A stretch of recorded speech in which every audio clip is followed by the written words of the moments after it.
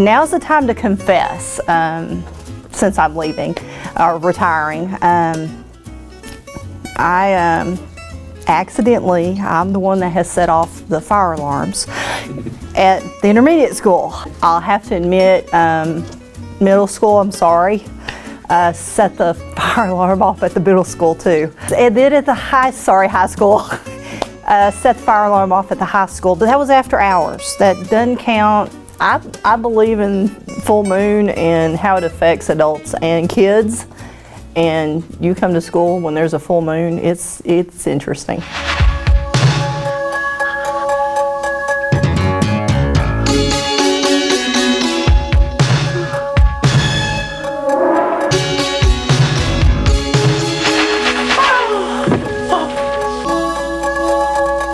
Jeez Louise. I did not have a plan to be in special ed. But if you knew the history, this is a girl who, before I was even born, I was supposed to be, I had a 50-50 chance of living or being a special needs child. And what's so ironic is, what am I doing? I'm a special ed teacher. I didn't have that planned. Very supportive here, very family oriented, very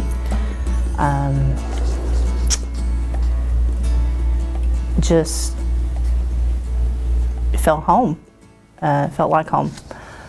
You know, you can get under those kids that are causing trouble all the time, and at the end of the day, they will come to you and hug you and say, "You're the best teacher in the world."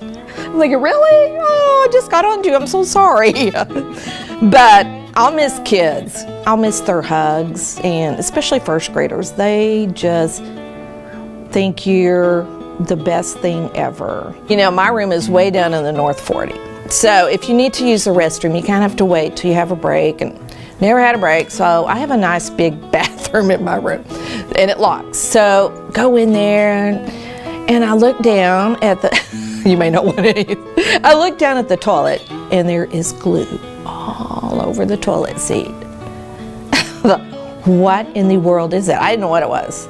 All over my toilet seat. So I'm in a bit of a jam here.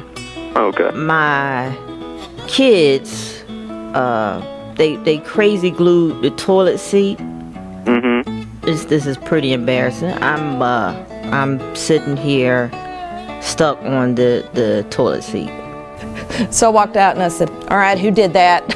They all look at me and they said, "What?" I said, "Who put glue all over the toilet seat?" I said, "I was almost stuck in there for a long time." I'm getting scared because, you know, if that stuff can hold a construction worker up by his hard hat, it definitely ain't gonna let go of me and my ass. Nobody admitted it, but I found out who did it. And it was a girl. Girls can be on me. On any weekend, you can come out here and look, and there's multiple cars of people working. Oh, I noticed that. Yes, I think we are the hardest working. Do Do you really? No. Oh. I think we're the hardest working people, and people don't realize that. I felt like I always wanted to be a teacher. I had two sisters. Of course, we played school and all that. And I went to West Stark for 2 years, then kind of took a different path. And then when I was married, and I worked at Safeway, which was a good paying job back then. It was a union job. And there was a girl that I worked with, Chris. And she said, "I think I'm going to go back and get my nursing degree." And I thought, if she can go back and do that, I'm going to get my teaching degree. Give yourself a lot of grace. It's going to be, you're probably a lot of times not going to have any idea what you're doing or feel like you don't. I think these days, there's such a emphasis now, we know that relationships are so important, and that's not anything that you go to school for. I think that, and I really think that kids, if they say they loved your class, yeah, I would love for them to say, "You taught me so much." But it may be something, it's really more the personality fit. It's not really the content that they're usually loving. Why do I stand up here? Anybody? To feel taller. No. Thank you for playing, Mr. Dalton. I stand upon my desk to remind myself that we must constantly look at things in a different way. I think that I would say that as far as this school, that's what's made it harder. I'm not miserable. Mr. Wolf and Mr. Corsi this school's in great hands. And teachers, they're all caring. They're concerned about the kids. That's what makes it hard. The library's always been my passion. I was on the Alma library board for a number of years, and I just feel like reading that is the beginning of everything. That's the heart of everything that you do. I mean, it's the heart of your success. I felt that way with my own children, but I've just always been really involved with reading, and I just felt like that would be a good move for me, and I've really enjoyed it. I had been at the high school for 10 years in the office, and so the first year at the middle school, it was really, as a learning experience, because there's such a difference in their personalities. They're growing from 6th grade to 8th grade. They're changing. They're just so different. And it took me a minute probably to get used to that. Hate, double hate. Loathe entirely. One thing that I enjoyed in the high school office, because I saw the students more, seeing as a 9th grader, maybe they came over here, started 9th grade, maybe they were, had a tendency to get in trouble, but it's great when you see them and they're turning their life around and they're focusing in a different way, and then they're a completely different person as a senior. I think mostly I'll miss the people that I work with. I'll miss the students, but I think just the friendships that I've made, and I've been so fortunate because, the last 4 years, like I said, I've gotten to be at the middle school as well, and the high school, because I've been here longer, it's just kind of my home, I feel like.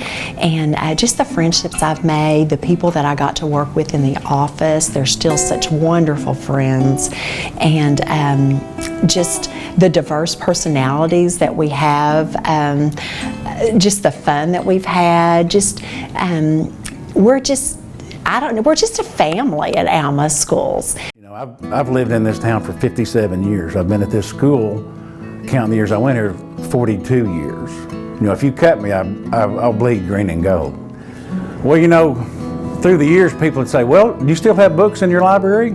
Yeah, we still have books. Well, why? Well, the reason is because people like to read books. They like to read a book in their hand. Even though Kindles are new, they've got everything. People like to open a book and they like to read it. Used to, if you want to know something, you went to the library because they had all the answers.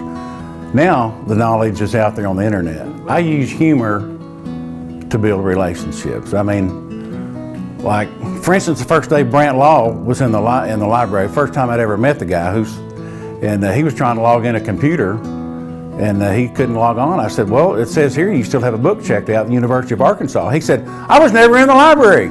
I said, easy, Brant, I'm just giving you a hard time. But, and I've really enjoyed the kids. That's what I'm going to miss the most, is the day-to-day banter with the kids, because if you work in a factory or if you work in a business, you're all growing old at the same time. And when you're in high school, you work at a high school, you never grow old because you always have new kids every year. That's what I love about these high schools, man.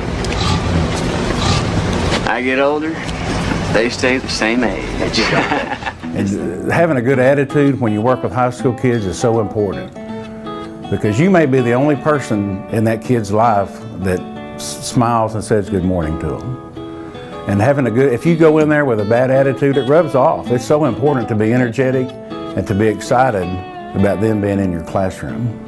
Don't get too bent out of shape about the kids. Whenever you get past being upset when somebody gives you the finger, that means you've crossed that threshold. If I had any advice to give to young teachers, is you got to be flexible, and it's not about you. It's about the kids here, I'm not saying you need to be a pushover. They've got to earn your respect, and you have to respect them. But you don't need to be buddy-buddy with them, but they need to know who you are, and they'll work for you. And they need to have, that you have their respect, and they have your respect. It's a two-way street. Alma Schools was family. Sure. I mean, that's the best way to describe it. Yeah, I can't tell you the number of kids that said, I succeeded in this because I could hear you, in my head when this was going on, and I knew that if I could do that, I could do this. That's the thing, learning to meet challenges, learning to overcome obstacles. Life's nothing but a bunch of obstacles. When you think about, you said best memory, I don't know how you pick one. 36 years, and it's easy to say, well, it had to be that championship. But, the things I see about my kids, I've got kids that are doctors, lawyers, nurses, mothers, writers, just go on, and that's the best memory, seeing what they've grown up to be and what they're doing now, and when they show me their daughter, or they send me a video of their daughter that's doing volleyball or running track or whatever. So those are the memories, that mosaic, that collage of where we were and where we've gone to. Just like the last 2 days on Facebook, I've heard from more players, being able to stay in contact with those players through the years. That's the blessing of being in Alma for 36 years. The biggest thing that I see is when we have a campus that embraces the technology and the change, you can see, or even a teacher that does, you can see so many things start to just open up and open up and open up. And when you see the ones that fight it constantly, it's just a bigger battle for them. It's harder for that teacher that says, I want to do what I did 15 years ago. And I don't care whether we had technology or not. If you're doing the same thing you did 15 years ago, something's wrong as far as I'm concerned. It's Tear out the entire introduction. I want it gone. History. Leave nothing of it. Rip it out. Rip! Be gone, J. Evans Pritchard, Ph.D. Rip! Shred! Tear! Rip it out! I want to hear nothing but ripping of Mr. Pritchard. We'll perforate it. Put it on a roll. It's appreciation for the people I've worked with, and that includes the students, the parents, the administrators, the other coaches. Without all of them, none of this is enjoyable or successful. Became the head coach in 1990. Had a really rough start my first year as head coach, just a lot of learning. I really probably was not ready to be a head coach at that time, but it just kind of presented itself. And for the first part of it, we just decided that we were going to do these things. We were going to become an outstanding man-to-man defensive team. We were going to take care of the basketball and offense and shoot great shots.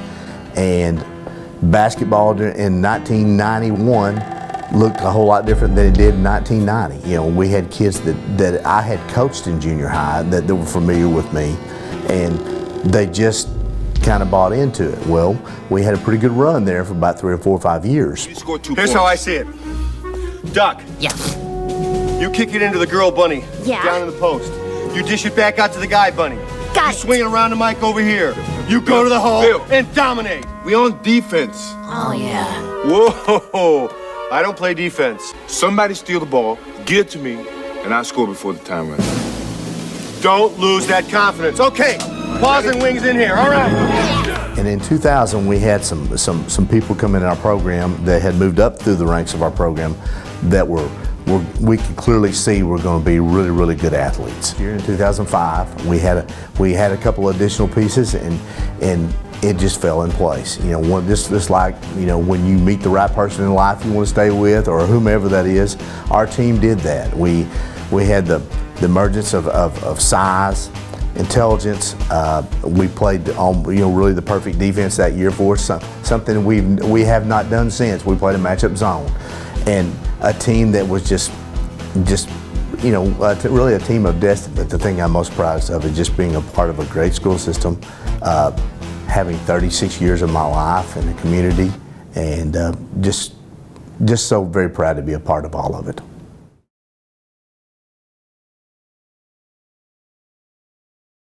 Here's the reason why I do my job.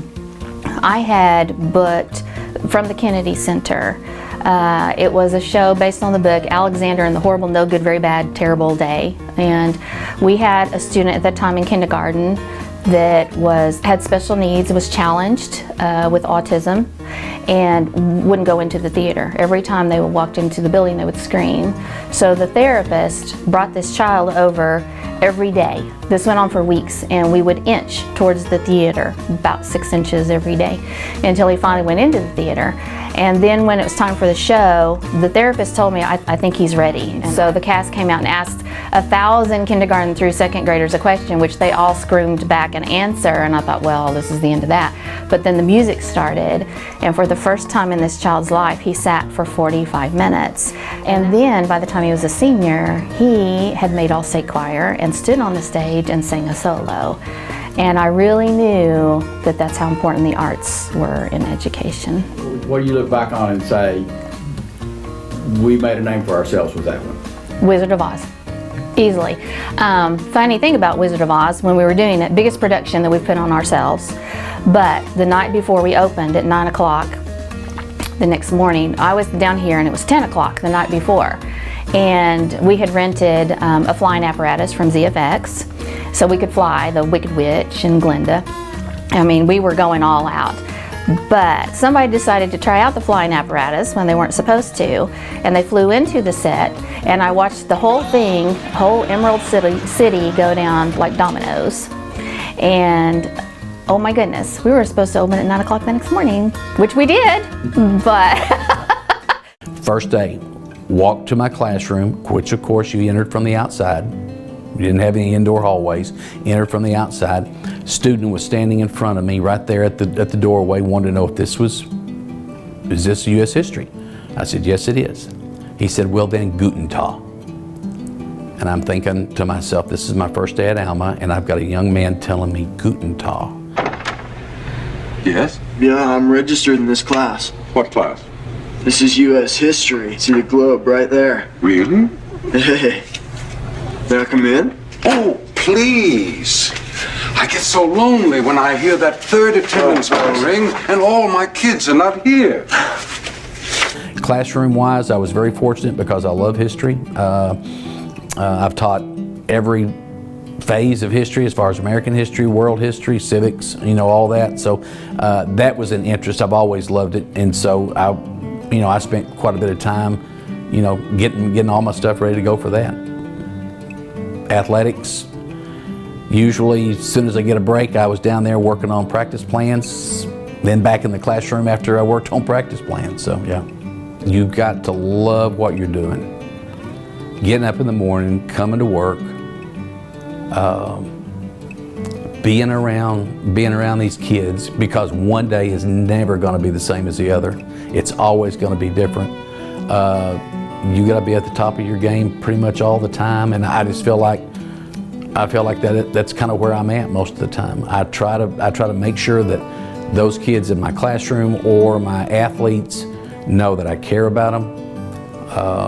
Know that if they've ever got a situation that they need to, get with me on, that I'm there for them all the time. I started substituting in 1992. I substituted for 3 years. Pretty much for all the time, I was very busy, yeah. Primary school, intermediate most of the time, and then I went into the offices and then the high school business classes. I was substituting one of the first days. I was in a transition class, and primary school. At the primary school. And there was this one boy I just could not get to cooperate to lay down and be quiet while they all took their naps. And the teacher next door came over. She pulled him out from under the table, slung him over her shoulder, and she said, "We're going to the office." And I thought, well, I didn't know I could do that, Class, say hello to Billy Madison. Hello, Billy Madison. Billy is a nuisance. Geez, what's up her butt? What was that, Billy?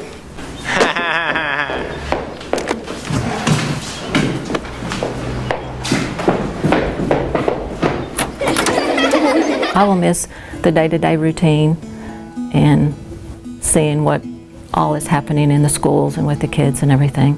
Be involved, go to the athletic events, go to the competition events, be in tune with what's going on with the district, try to visit the schools and the other offices more, and just, and being active in the community always helps.